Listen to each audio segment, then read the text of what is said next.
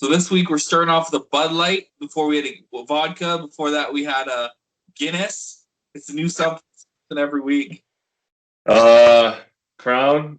No, I'm just that's empty. But sponsor us, Crown Royal. Show some love to the boys. We're Canadian.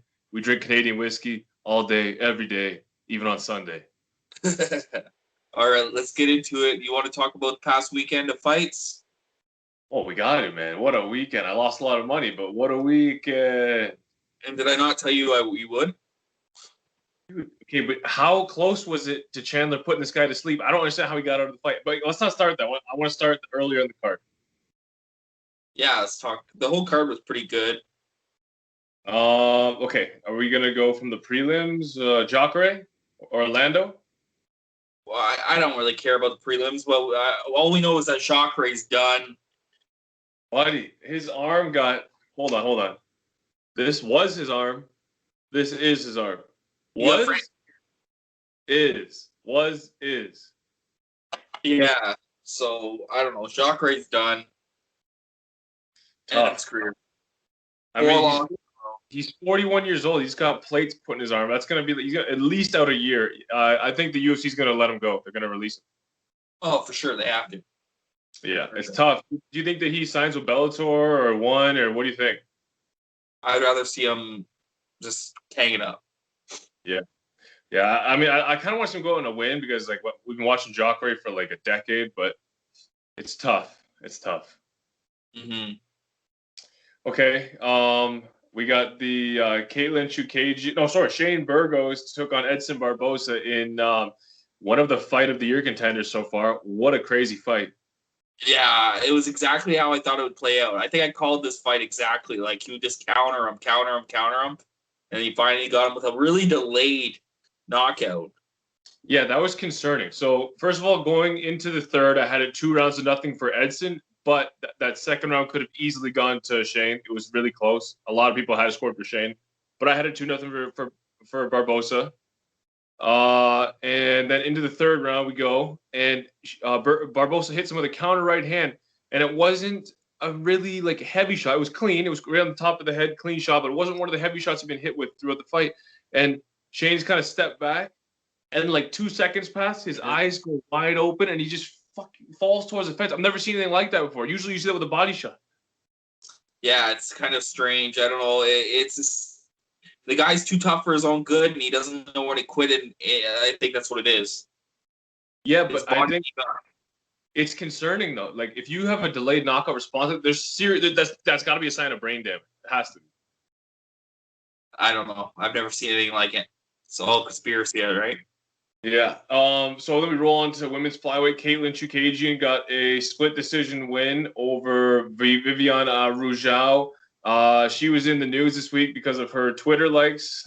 I mean, I don't think it really matters whether she got hacked or not. I don't know why people care what she's liking on Twitter. She's entitled to like whatever she wants. Doesn't matter to me. Basically won that fight. I did have it for Caitlin, but a lot of people thought the other girl won. I had it for Caitlin. I think she won 2 rounds. But, I mean, she's in a really weird place, though. She's better than everyone else in the division. Just what? You're cutting out.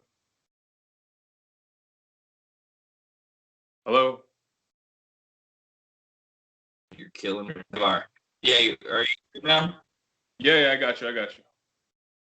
All right, We're back. We're saying that she's in a weird spot because she is the best in the division before Valentina. Yeah, she can beat everyone. She has beaten everyone except for Valentina. I guess not Jessica Andrade, but I think if they ran it back, she'd have a good chance of beating her as well. But she can beat everyone except for the champ. It's weird. Yeah, I don't know. You kind of got to give her a title shot maybe after one more win. Well, you got Lauren Murphy get the next one. I mean, she could just wait, I think, and get the next title shot. There's nothing left in the division. Andrade just had hers. She got destroyed. I think Chookagian won a fight since the Andrade fight. I think Andrade is next. I think Caitlin's next after Lauren. Yeah, it's a weird situation. Yeah. Okay. Then you had Rogerio Bonneton versus Matthew Schnell. Honestly, this is a next for me. I don't care about this fight. Yeah. I didn't care too much about it.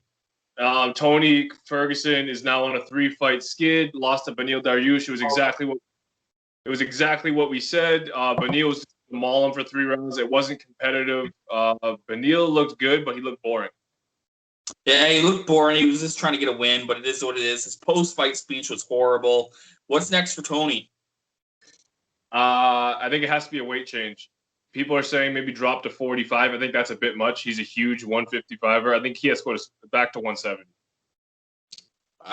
What about him and Cerrone? I've seen people were throwing that out there. If you hate Donald Cerrone, go ahead. Give him Tony Ferguson. It's a bad matchup. Give him someone that's going to stand and bang with him. Oh, please don't say stand and bang. Why? Dude, what is this? Like some porn bukkake or some shit? Stand and bang? What is this? With stained underwear. Yeah, anyway, you just threw me off. But somebody who's going to stand with him and bang hands with him. Yeah, I mean, what about like what's his name who just lost to Islam? Drew Dober. That'd be a good fight. But it's a drop off because he came in this fight ranked 5th, so he's not going to fall out of the top 10. No, he'll still be top 10. But you know what? He's on a 3-fight streak. Losing streak, he needs to fight someone. I don't know. I think he's done, but that's my personal opinion. He has been stopped once in these last 3 fights. He only won 1 round of those fights. That's because he dropped Justin Gaethje at the end of the second, which he was losing the entire round. And he should have been stopped in all 3 fights because he got submitted in both but didn't tap. So it's just like he's in a really weird place. He's showing toughness. He's showing all that mentally he still has it. He wants to be in there. His body's just not responding the way that it used to. I think it's almost sadder than Tyron Woodley because with Tyron Woodley, we didn't even see him try. It was like a lack of effort. With Ferguson, he wants to be there. His body's just not cooperating. Yeah, that's sad. It's definitely sad. Now let's talk about the main event. Yeah, Charles de Bronx Oliveira knocks out Iron Mike Chandler in the 2nd round.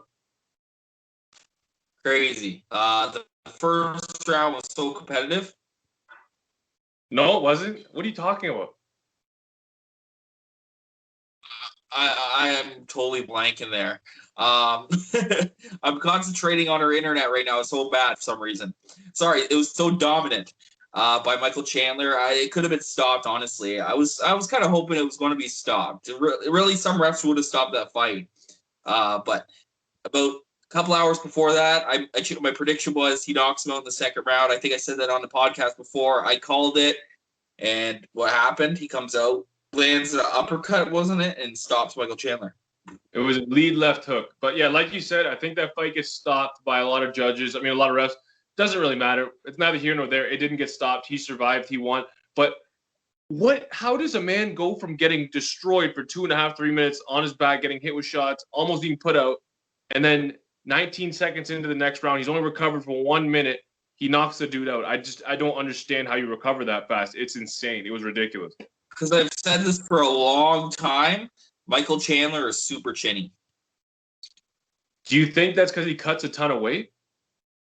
I have no idea what it is, but the guy has a problem taking shots. He's always been rocked. He's not that hard to put away.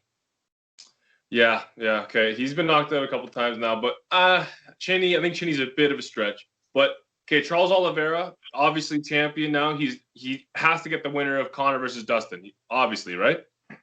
Happiest champion too, eh? No, I love. Yeah, I loved it. Oh my gosh. But yeah, yeah. You have to do Conor. I don't know why people are saying Gaethje needs to win a fight. Yeah. You could do Chandler versus Gaethje or Chandler versus Dariush. So the 2 fights I think make the most sense for Mike. I don't think Gaethje's in the conversation like people are making him out to be. You? Well, he's ranked number 2 in the division, so he has to be. I know, but some people are saying he deserves the next shot. No, not for a title shot. Yeah. But I think he should get a title eliminator fight. Like if he fights Chandler or if he fights Beneil Dariush, either way, I think that is the fight. The winner of that fight fights for the title after the Conor Dustin winner fights Oliveira. Isn't this weird talking about all these fights without Khabib being mentioned? It's kind of nice, man. Things are moving a lot better because Khabib only fought like once, maybe twice a year because of Ramadan and always getting missing because of weight and stuff. So it's kind of nice that things are moving fast now.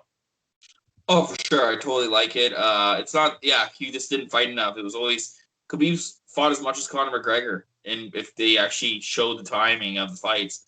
So it's going to move a lot faster. Charles likes to keep active too, so I think you're going to see him fight probably 3 months. Well, you got the trilogy's Oh, next. yeah. The trilogy's next month, right? July. June, July. So he could fight September. Yeah, so it's not too far. Yeah. Okay. So that's all we had this week. Any other thing? Any and other comments you got for 262, or you want to move on?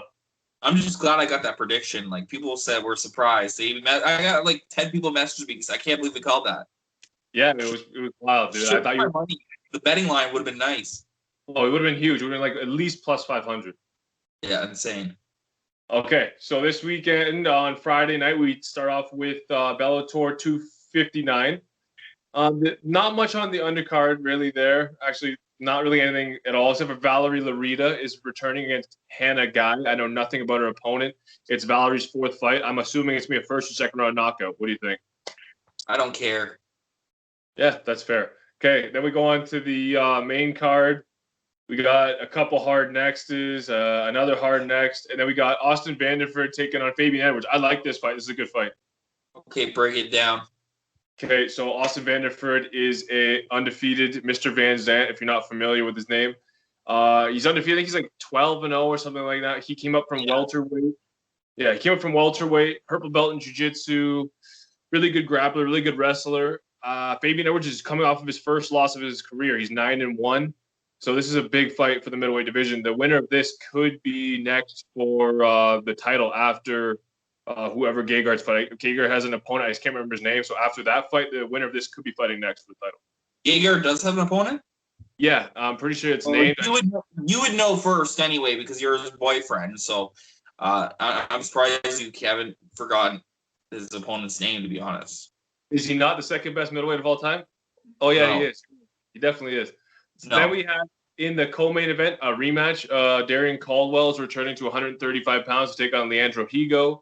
He spent most of his career at light heavyweight, just saying. It's about 50-50. You're crazy. Anyway, let's get past your boyfriend. Anyway, but yeah, Vander should win. Yeah, but it's gonna be a good fight. Fabian Edwards, if you don't know, is Rocky Edwards' younger brother, so I'm excited for that. For sure. And Darian Caldwell is rematching Leandro Higo in his return to 135 pounds. This should be a good fight. Leandro Higo is actually underrated, but it should be the same fight. You're going to get Darian Caldwell, probably unanimous decision, get him back in his winning ways, and then he'll probably, if Horiguchi doesn't get the title shot, he'll get it. No, Magomedov's got to get it. He has to. We'll see. But either way, this fight is going to be big for the seeding that takes place because they're supposed to be doing like an 8 or 16-man tournament at 135 pounds in Bellator. And you're going to probably get some risen guys. So I'm assuming you're going to get Kaya Sakura as well as Kyoji in the tournament. So it's going to be a really good tournament. For sure. I'm looking forward to that. Yeah. Then main event, this is an absolute joke. I think Leslie Smith is 12-8 or something. So you had Cyborg taking on Leslie Smith in a rematch. Is that this week? I did not think this was weak. The first fight was not even competitive for a second. I don't understand. The joke. Like, it's a hard next, isn't it? It's like, does this fight, if she goes and starches Leslie in one round, does it help her? Does it make her a bigger star? Does it help her resume at all? It does nothing for her. I don't understand it. The longer the fight goes, the worse it makes Cyborg look. Yeah, hard next. That's all I'm saying about it. We're moving on. Okay. Yeah. We're going over to the UFC on Saturday night. So the prelims, we got Ben Rothwell is taking on Chris Barnett. Ben's supposed to fight Felipe Lins 3 times now. It's been canceled every time. So I'd like to see Ben Rothwell get a win. I like watching Ben Rothwell. Go for that post-fight press conference moments. Ben gets a unanimous decision. But we're also going to get hate because we're doing so many necks this week. So somebody's going to comment below saying something about us. That's nice. If you give us good fights, organizations will break them down. Until then, next. Okay, so then we have Jack Hermanson take on Edmund Shabazian. This fight gets a breakdown. Guess what? Because it's a good fight, so it gets a breakdown. You know what? This is a fight that Edmund should have been given before the Derek Brunson fight because I think that Jack's going to stand up with him. He's going to try and take him down. I don't know. I don't think he has the wrestling that Derek has. So I think as long as Edmund's wrestling isn't totally shit, which I don't think it is, he should be able to keep Jack off him. And the striking level is totally different. I think you're going to see Edmund get a second round knockout. Interesting. See, I'm leaning towards Hermanson because we saw Edmund also got tired against Brunson. He broke. He broke in that fight. I think Jack Hermanson is going to get it done. I think he stops him late.